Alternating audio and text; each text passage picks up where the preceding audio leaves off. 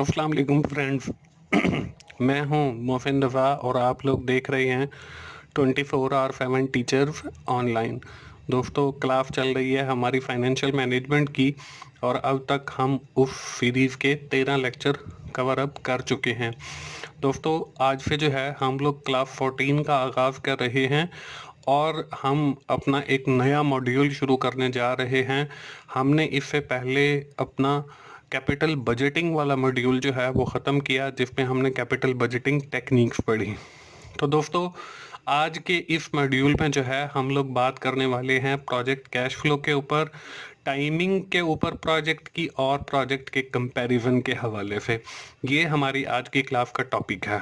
तो दोस्तों, हम लोग आज की क्लास शुरू करने से पहले ये देख लेते हैं कि हमने पिछली क्लास के अंदर क्या चीज़ें कवर अप की थी।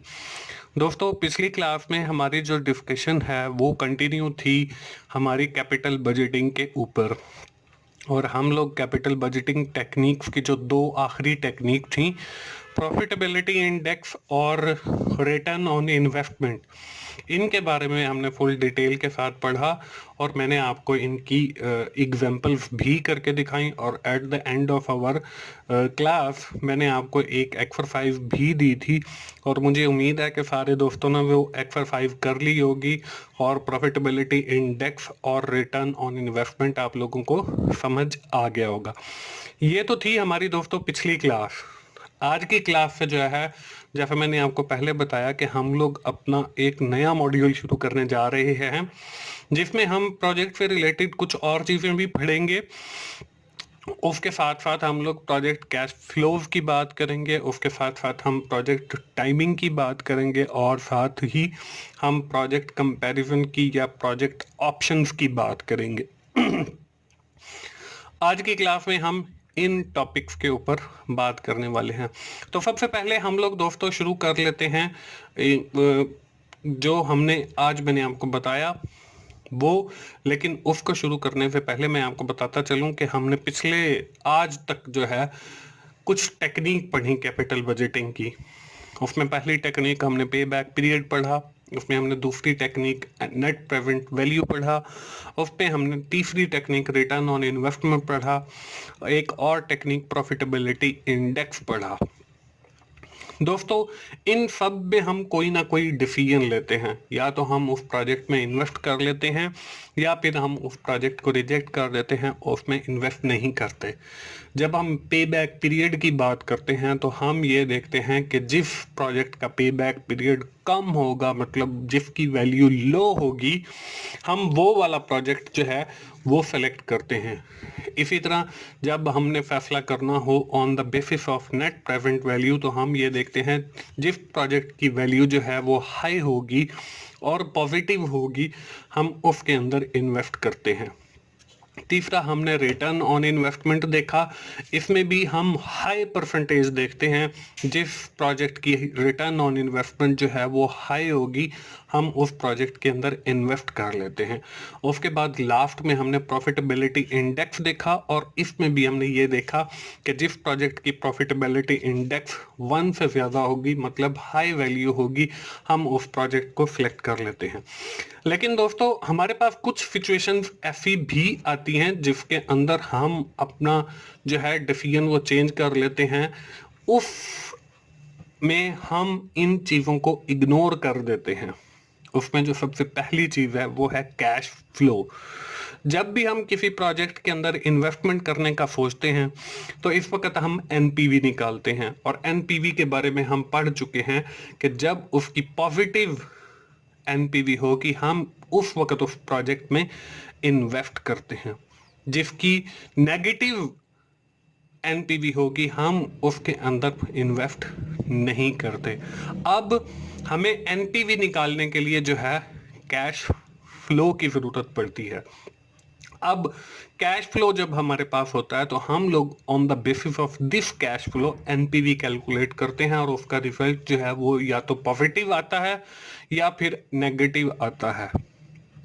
अब हम उस पॉजिटिव या नेगेटिव वैल्यू के ऊपर जो है डिसीजन करते हैं कि हम उस प्रोजेक्ट के अंदर इन्वेस्ट कर रहे हैं या नहीं कर रहे।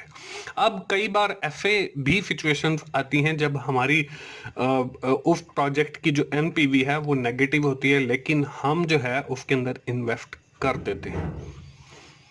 मैंने आपको बताया कि उसमें जो फर्स्ट फैक्टर है वो कैश फ्लो का है, और कैश फ्लो की हमारे पास 3 अकसाम हैं, और बारी बारी जो है वो मैं आपको जो है बताता जाऊंगा कि कैसे एक कैश फ्लो जो है आपके एनपीवी पे इफेक्ट करता है, और कंपनी जो है फिर वो दूसरे डिसीजन चेंज कर लेती हैं और वो उस प्रोजेक्ट को एक्सेप्ट या रिजेक्ट कर देती हैं। अगर वो एक्सेप्ट कर रही होती तो वो उसको रिजेक्ट कर देती हैं, और अगर रिजेक्ट कर रही हैं तो वो उसको एक्सेप्ट कर लेती हैं on the basis of cash flow.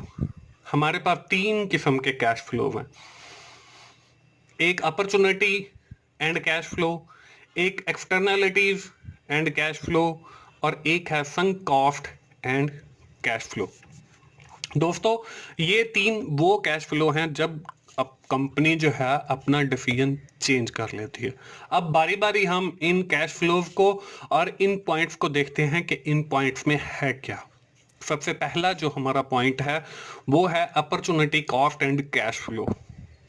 फर्ज करें हम एक नए प्रोजेक्ट के अंदर इन्वेस्ट कर रहे हैं, इसके लिए हमें मुख्तलिफ किस्म की मशीनरी की ज़रूरत पड़ेगी। जब हमारे पास मशीनरी आ गई तो हमें इसको इंस्टॉल करने के लिए या इसको रनिंग कंडीशन में लाने के लिए किसी जगह की ज़रूरत पड़ेगी, या किसी लैंड की ज़रूरत पड़ेगी, या किसी ज़मीन की ज़रूरत पड़ेगी जहां पे हम उस मशीनरी को इंस्टॉल करेंगे या उसको रनिंग कंडीशन के अंदर लाएंगे। हम या तो इस जगह को खरीद कर लेंगे, या फिर हम इस जगह को कोई किराए पर ले लेंगे, या हम इस पीस ऑफ लैंड को लीज पर ले लेंगे, मतलब उसकी हम हर साल अदायगी करते चले जाएंगे। लेकिन इसमें जगह अगर हमारे पास पहले से मौजूद हो तो हम इस प्रोजेक्ट की एनपीवी निकालेंगे, तो जो कैश फ्लो जनरेट होगा इसमें हमने उस जगह की को शामिल तो कर लिया है, लेकिन उस जमीन या उस जगह की जो कॉस्ट है जिस पे हमने उसको खरीदा था उसको शामिल नहीं किया। तो हम जो है विद आउट उस कॉस्ट के अपना एनपीवी निकाल देते हैं और हम उसकी कॉस्ट को इग्नोर कर देते हैं।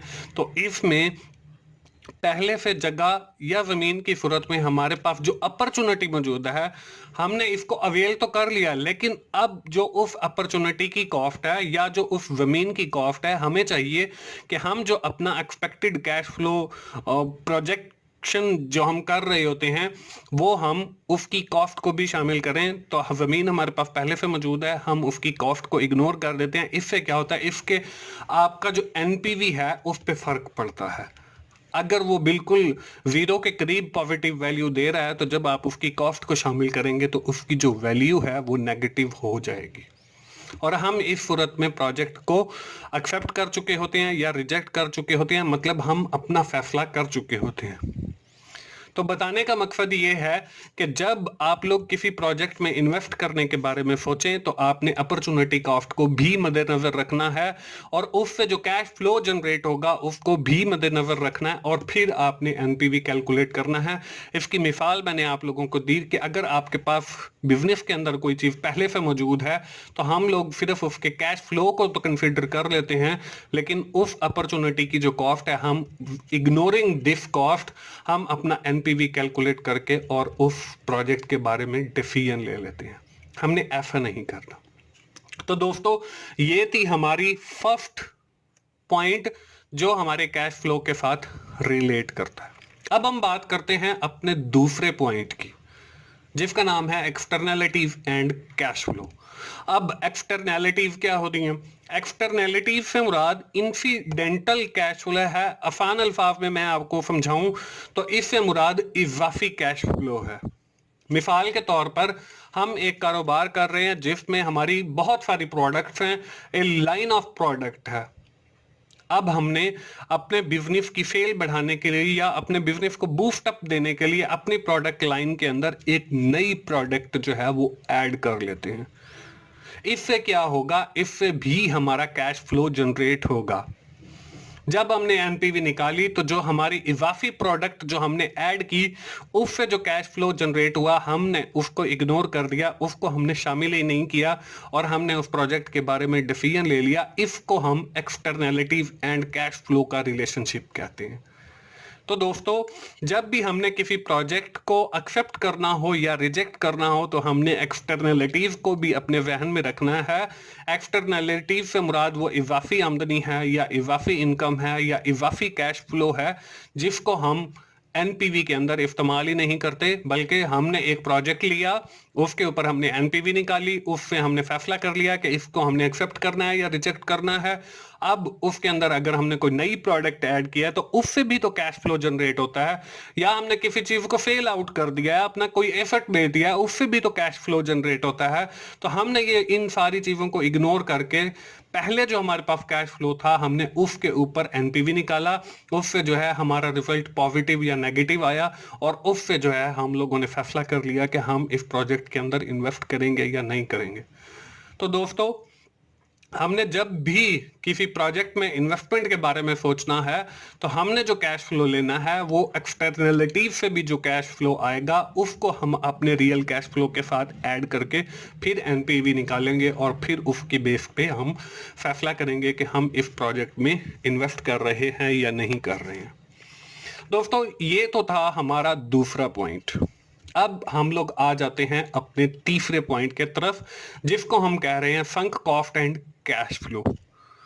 जब हम इन दोनों का आपस में रिलेशनशिप पढ़ें तो हमें सबसे पहले ये पता होना चाहिए कि संक कॉस्ट बेसिकली होती क्या है। दोस्तों संक कॉस्ट से मुराद ऐसी कॉस्ट है जो आपकी पहले से अकर हो चुकी होती है।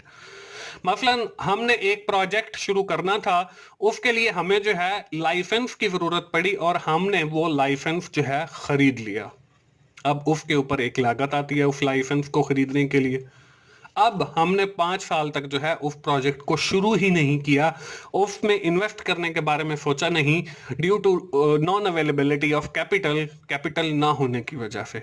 जब 5 साल के बाद हमारे पास सरमाया आया तो हमने उसके बारे में सोचा। तो अब हम क्या करेंगे, जो हमारी लाइसेंस की कॉस्ट है वो संक कॉस्ट बन गई और हम जो है वैसे ही एनपीवी निकाल लेते हैं और अपनी जो संक कॉस्ट है जो पहले से इनकर हो चुकी है उसको इग्नोर कर देते हैं या उसको हम एनपीवी के अंदर शामिल ही नहीं करते हैं। हम सिर्फ कैश फ्लो जो हमें जनरेट हुआ है इसके लेकर एनपीवी निकाल लेते हैं। इससे क्या होता है, जब हमारी संक कॉस्ट रह जाएगी तो इससे हमारे एनपीवी पे इफेक्ट पड़ेगा और हम वो पहले से जो है प्रोजेक्ट को एक्सेप्ट कर चुके होते हैं या रिजेक्ट कर चुके होते हैं। तो दोस्तों जब भी हमने किसी प्रोजेक्ट के अंदर इन्वेस्ट करने के बारे में सोचना है या उस प्रोजेक्ट को अंडरटेक करने के बारे में सोचना है तो आपने सबसे पहले संक कॉस्ट को भी मद्देनजर रखना है कि आया इस प्रोजेक्ट के ऊपर अगर कोई पहले से कॉस्ट इनकर हो चुकी है तो वो भी हमने इसके अंदर शामिल करनी है और उसके बाद जो है एनपीवी निकालना है और फिर फैसला करना है कि हम इस प्रोजेक्ट के अंदर इन्वेस्ट कर रहे हैं या नहीं कर रहे हैं।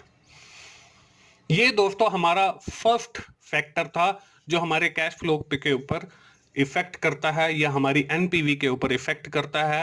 और उस कैश फ्लो के अंदर हमारी 3-4 किस्म की कॉस्ट हैं। उसमें हमने एक्सटर्नलिटीज को देखा है, उसमें हमने संक कॉस्ट को देखा है।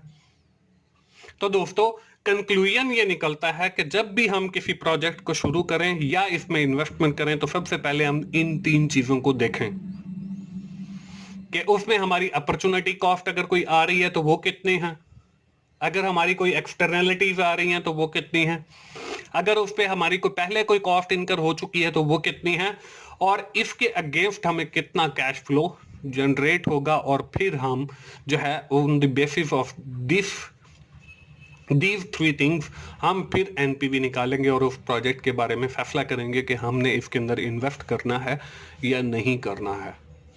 तो दोस्तों हमारी आज की क्लास जो है वो हम यहीं पे कंक्लूड करेंगे और आइंदा आने वाली क्लास के अंदर जो है हम लोग बात करेंगे अपनी जो बाकी हमारे 2 टॉपिक बच जाते हैं, एक टाइमिंग ऑफ प्रोजेक्ट और दूसरा प्रोजेक्ट ऑप्शंस या प्रोजेक्ट कंपैरिजन, उसके ऊपर बात करेंगे। दोस्तों मुझे उम्मीद है आप लोगों को फाइनेंशियल अकाउंटिंग की समझ, फाइनेंशियल मैनेजमेंट की समझ आ रही होगी और अगर आपको मेरी वीडियोस अच्छी लग रही हैं तो उन्हें लाइक कीजिए, अपने दोस्तों से शेयर कीजिए और कमेंट्स की सूरत में फीडबैक दीजिए। और मोहसिन भाई का channel 24R7 teacher online subscribe कीजिए ताकि मेरी हर आने वाली वीडियो आप लोगों तक पहुंच सके और आप उससे सीख सकें। दोस्तों, मोहसिन भाई को अगली क्लास तक के लिए इजाज़त दीजिए। थैंक यू वेरी मच दोस्तों। अल्लाह हाफिज़।